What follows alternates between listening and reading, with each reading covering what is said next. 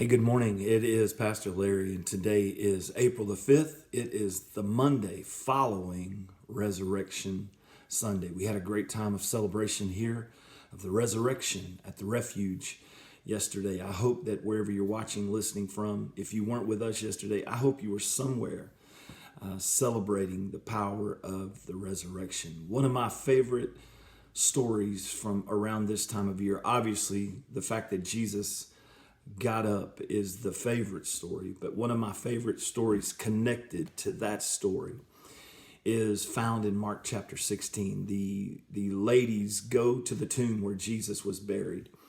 They're going there to anoint his body. They're going there to mourn. They're going there to weep. When they arrive there, they find an angel seated on a stone that has been rolled away from the tomb.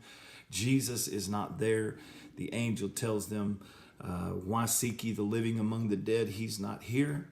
And they begin to rejoice. They begin to get excited. But the angel gives them a message. And Mark chapter 16 tells this story that the angel tells the ladies who had come to anoint Jesus, she tells them, go back, or he tells them to go back and tell his disciples. And then there's a curious little phrase in the story.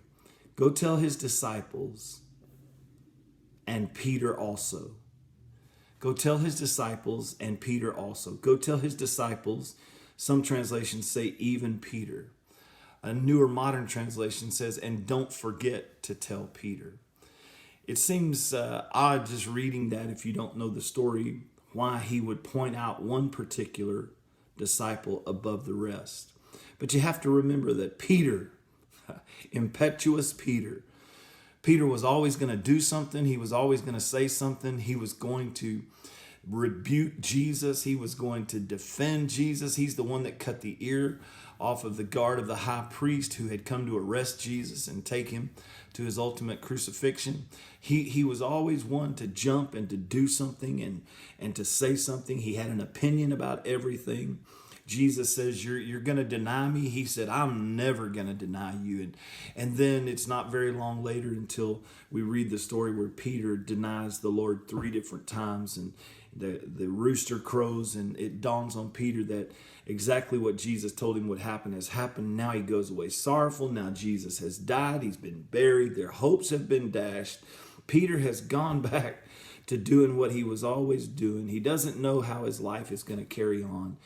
And the angel makes the distinction that when you go back and spread the good news that Jesus is risen and he is no longer dead, make sure to include my friend Peter. Make sure to include my friend Peter. I want Peter to get this good news. Peter had a monumental failure. Peter had a huge crash.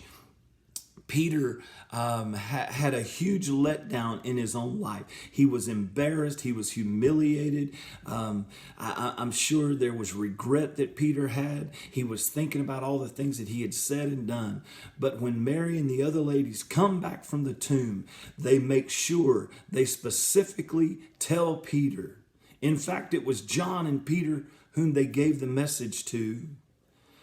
And Peter ran back to the tomb to see that Jesus really had risen from the dead. The good news of the resurrection reached even the one who had failed so miserably. My message and my devotion and my encouragement for somebody today.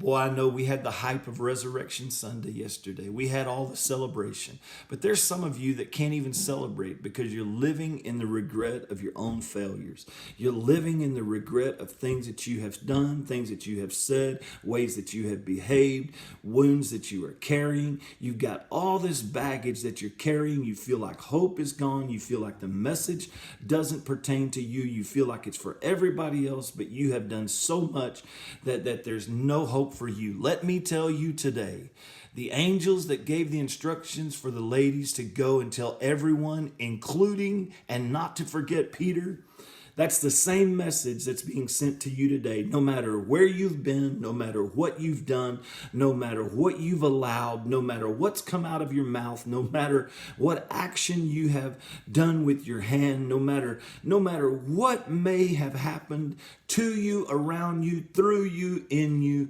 no matter what it is, I have good news for you. This message of resurrection, this message of the power of a risen Christ is for you also. Come on, man. Come on, woman. Come on, my friend. Run with me to the place and see that the good news wasn't just an abstract message for a fortunate few. It was a message that would change the life of even the greatest failures that we have ever seen or heard testimony of. And watch this. 40 days later, about 50 days later, actually, Peter was the one who, after his ultimate failure, stood up in the book of Acts and preached the gospel on the day of Pentecost, and 3,000 souls were added.